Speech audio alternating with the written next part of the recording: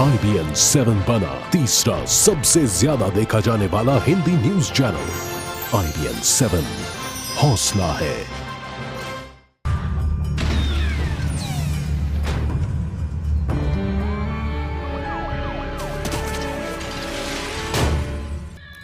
जब शादी होती है तो दुल्हा बारात लेकर जाता है और अपनी दुल्हन को लेकर आता है, लेकिन जो कहानी हम आपको दिखाने जा रहे हैं उसमें थोड़ा ट्विस्ट है।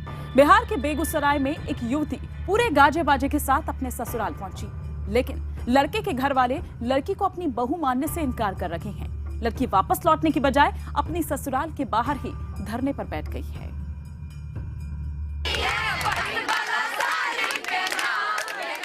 14 फरवरी को जब पूरी दुनिया प्यार का पर्व वैलेंटाइन डे मना रही थी, ठीक उसी दिन बिहार के बेगूसराय में निकली एक अलग सी बारात। अलग इसलिए क्योंकि ये बारात दूल्हे की नहीं बल्कि दुल्हन की थी। इस बारात की मंजिल थी दूल्हे का घर।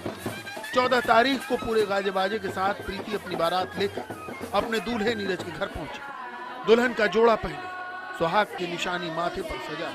प्रीति को यकीन था कि उसके ससुराल वाले उसे अपने आंगन में जगह देंगे, लेकिन नीरज और उनके घर वालों ने प्रीति को अपनाने से इनकार कर दिया। हिंदू सभ्यता में शादी एक ही बार होता है और कोई भी लड़की यही चाहेगी कि वो अपना ससुराल जाए, और जब हम यहाँ आ गए तो हम यहीं पे रहेंगे, चाहे वो मार दे फेंक दे जो भी करे, हम यहीं पे रहेंगे। अब शादी विवाह हो गया तो लड़की को आना ही चाहिए, लड़की को नहीं आना चाहिए सोचना।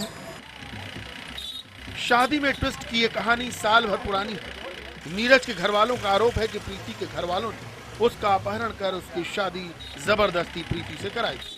शादी के दौरान ही नीरज के घर वालों ने उसके अपहरण का केस दर्ज कराया था, जिसके बाद पुलिस ने छापा मारकर शादी के मंडप से नीरज को बरामद कर लिया था। साथ ही अपहरण के आरोप में प्रीति के 3 रिश्तेदार गिरफ्तार भी हुए थे। इसके बाद से ही प्रीति के घर वालों का कहना है कि उसकी शादी नीरज से हो चुकी है और वो उसकी पत्नी है, जबकि नीरज के घर वाले इस रिश्ते को सिरे से नकारते आए। नीरज के घर वालों का कहना है कि ये शादी उन सब की मर्जी के खिलाफ जबरन कराई गई थी। हम तब कल कि लड़की देखो शादी करवा, कल हम शादी नहीं करवा। फिर खूब मारलक, पिस्तौल गोली सटिया क्या कुंडास मारलक है, नथी से रॉड से मारलक है।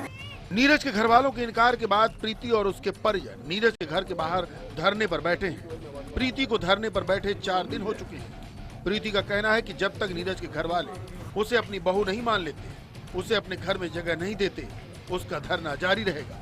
प्रीति का कहना है कि वो अपने पति के दरवाजे पर दम तोड़ देगी, लेकिन यहाँ से वापस नहीं लौटेगी। 72 घंटा हो चुका है, नहीं तो कोई खाना के लिए पूछा, नहीं तो कोई पानी के लिए पूछा। इसी तरह हम चुपचाप यहाँ पे बैठे हुए, हम यहीं पे भूखे प्यासे बैठे रहेंगे और अपना हक के लिए लड़ेंगे।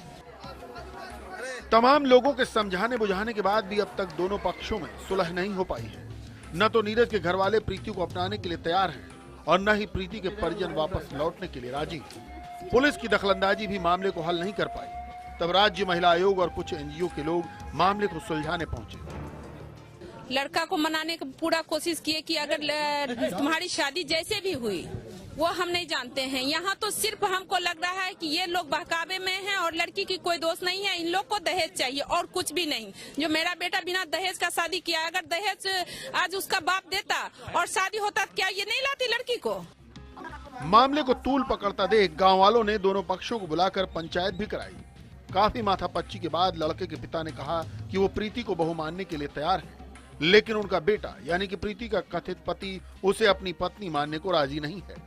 हमारे समाज हैं, हम हैं, सब मिल करके उसको हम दबाव दिए हुए हैं। जो लड़का माने लड़की को किसी तरह से रखो, अगर तुम शादी नहीं हुआ है तो फिर से हम शादी करवाएंगे उससे, उसके बाद तुम रखना। वो तैयार होगा उसी के बाद ने, नहीं तो हमको कोई जबरन कहेंगे जो इसको रख लीजिए तो हो सकता है। बिहार में अक्सर ऐसी शादियां देखने में आती हैं जब लड़की वाले पसंद के लड़के को अगवा कर उसकी शादी करा देते हैं। यहाँ भी मामला कुछ ऐसा ही है। अब बात टिकी है लड़के की मर्जी पर। देखना यह है कि ये शादी टिकती है या टूटती है। Bureau report, Begusarai, IBN 7।